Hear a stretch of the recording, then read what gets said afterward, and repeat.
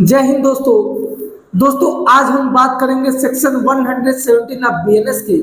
जो कि बात करता है वॉलंटरली कॉजिंग ग्रीवियस हर्ट और उसके पनिशमेंट की। दोस्तों जब हम 117 को देखते हैं तो उसमें 4 सबसेक्शन दिए हुए हैं, जिसमें जो पहला सबसेक्शन है वो बात करता है वॉलंटरली कॉजिंग ग्रीवियस हर्ट के डेफिनेशन की।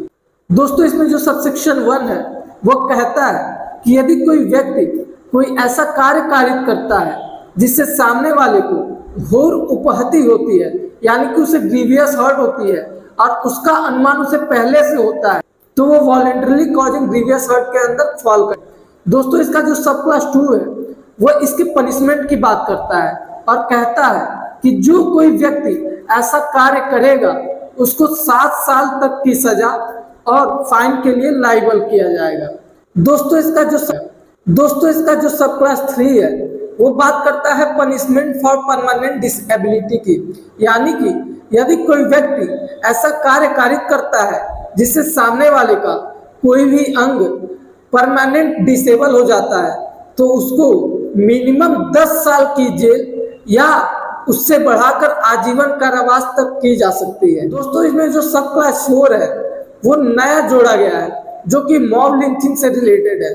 दोस्तों जो सब क्लास 4 है वो कहता है कि यदि 5 लोग या 5 लोगों से अधिक मिलकर किसी के ऊपर हमला करते हैं और उस हमले से सामने वाले को ग्रीवियस हर्ट होता है तो उसमें उनको 7 साल की जेल और फिर फाइन के लिए लायबल किया जाएगा। दोस्तों जो सेक्शन 118 ऑफ बीएनएस है वो बात करता है वॉलंटरली कॉजिंग हर्ट और grievous hurt by dangerous weapons की,